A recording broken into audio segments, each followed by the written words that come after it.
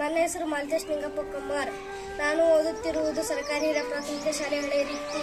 ನಾನು ಈಗ ಪ್ರಯೋಗ ಮಾಡುವುದು ಅಗ್ರಿಕಲ್ಚರ್ ಕೆಮಿಕಲ್ ಸ್ಪ್ರೇಯರ್. ರೈತರು ದೇಶದ ಬೆನ್ನೆಲುಬು ಎಂದು ಕರೆಯುತ್ತಾರೆ. ಆದರೆ ಇಂದಿನ ಕಾಲದಲ್ಲಿ ರೈತರು ದಿನದ 24 ಗಂಟೆ ದುಡಿದು ಹಣ್ಣಾಗಿದ್ದಾರೆ. ಕಾರಣ ಅವನು ಬೆಳೆ ಉಳುಮೆ ಮಾಡುವುದರಿಂದ ಹಾಗೂ ಬಿತ್ತುವುದು ಮತ್ತು ಬೆಳೆಗಳ ನಿರ್ವಹಣೆಗಾಗಿ ಬೆಳೆಗಳ ಮಾಡುವುದರ ಸಲುವಾಗಿ ಅಧಿಕ ಹಣ ಖರ್ಚು ಮಾಡಿ ಆದಾಯ ಇಲ್ಲದಂತಾಗಿದ್ದಾನೆ. ಇಂತಹ ಬಡ ರೈತರಿಗೆ ನಾನು ಅನುಕೂಲವಾಗಲೆಂದು ಅಗ್ರಿಕಲ್ಚರ್ ಕೆಮಿಕಲ್ ಸ್ಪ್ರೇಯರ್ ಅನ್ನು ಕಂಡು ಹಿಡಿದಿದ್ದೇನೆ. ರೈತರು ತಮ್ಮ ಬೆಳೆಗಳನ್ನು ರಕ್ಷಿಸಿಕೊಳ್ಳಲು ನಾನಾ ತರದ ಪ್ರಯೋಗಗಳನ್ನು ಮಾಡುತ್ತಿದ್ದಾರೆ.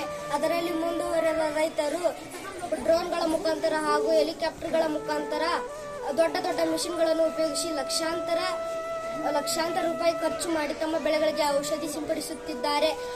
ಆದರೆ ಬಡ ಮತ್ತು ಸಣ್ಣ ರೈತರು ತಮ್ಮ ಬೆಳೆಗಳನ್ನು ರಕ್ಷಿಸಿಕೊಳ್ಳಲು ದಿನವಿಡೀ ಬೆನ್ನಿಗೆ ಎಣ್ಣೆ ಟ್ಯಾಂಕಿಗಳನ್ನು ಹೊತ್ತುಕೊಂಡು ಬೆಳೆಗಳಿಗೆ ಔಷಧಿಯನ್ನು ಸಿಂಪಡಿಸುತ್ತಿದ್ದಾರೆ. ಇದಕ್ಕಾಗಿ ಈ ಬಡ ರೈತರು ಅಧಿಕ ಶ್ರಮ ಪಡುತ್ತಿದ್ದಾರೆ ಮತ್ತು ಬೆಳೆಗಳನ್ನು ರಕ್ಷಿಸಲು ನೇರವಾಗಿ ರೈತರೇ ಸ್ಪ್ರೇ ಮಾಡುವುದರಿಂದ ವಿಷಕಾರಿ ಕೆಮಿಕಲ್ಸ್ಗಳು ನೇರವಾಗಿ ರೈತರ ದೇಹವನ್ನು ಪ್ರವೇಶಿಸಿ ಅನೇಕ ರೈತರು ಅನಾರೋಗ್ಯಕ್ಕೀಡಾಗಿದ್ದಾರೆ ಮತ್ತು ಮರಣವನ್ನು ಹೊಂದಿದ್ದಾರೆ. ಈ ಸಮಸ್ಯೆ ಪರಿಹರಿಸಲು ನಾನು ತಯಾರಿಸಿದ ಅಗ್ರಿಕಲ್ಚರ್ ಕೆಮಿಕಲ್ ಸ್ಪ್ರೇಯರ್ ಅನ್ನು ಕಂಡುಹಿಡಿದಿದ್ದೇನೆ.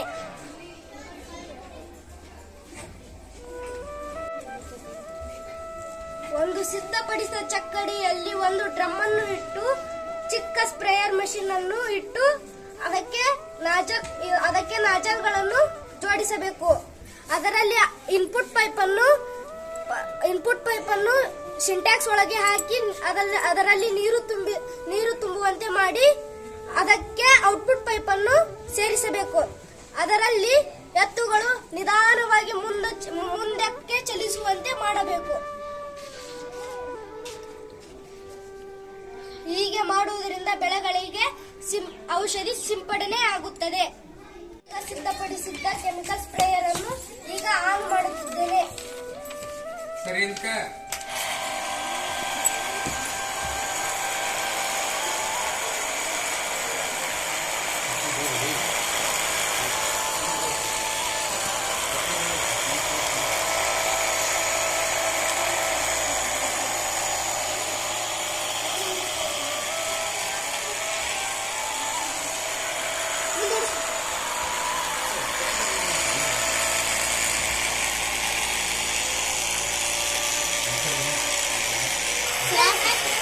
ಅಗ್ರಿಕಲ್ಚರ್ ಕೆಮಿಕಲ್ ಸ್ಪ್ರೇಯರ್ ಅನ್ನು ಬಳಸುವುದರಿಂದ 1 ಎಕರೆಗೆ ಡ್ರೋನ್ ನಿಂದ ಸ್ಪ್ರೇ ಮಾಡಲು ಕನಿಷ್ಠ 20,000 ರೂಪಾಯಿಗಳು ಖರ್ಚಾಗುತ್ತದೆ.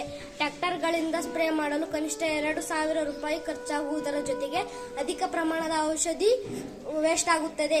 ಈ ವೇಸ್ಟ್ ಅನ್ನು ಸರಿಪಡಿಸಲೆಂದು ನಾವು ಈ ಕೆಮಿಕಲ್ ಸ್ಪ್ರೇಯರ್ ಅನ್ನು ಕಂಡುಹಿಡಿದಿದ್ದು, ಇದನ್ನು ತಯಾರಿಸಲು ಕೇವಲ 1,000 ರೂಪಾಯಿಗಳನ್ನು ಖರ್ಚು ಮಾಡಿದರೆ ನಾವು ವರ್ಷವಿಡೀ 100 ಎಕರೆಗಳನ್ನು ಸುಲಭವಾಗಿ ಕೆಮಿಕಲ್ಸ್ ಸ್ಪ್ರೇ ಮಾಡುವುದು ಹಾಗೂ ಒಂದೇ ದಿನದಲ್ಲಿ ಸುಮಾರು 10 ಎಕರೆಗಟ್ಟಲೆ ಔಷಧಿಯನ್ನು ಸಿಂಪಡಿಸಬಹುದು. ಧನ್ಯವಾದಗಳು.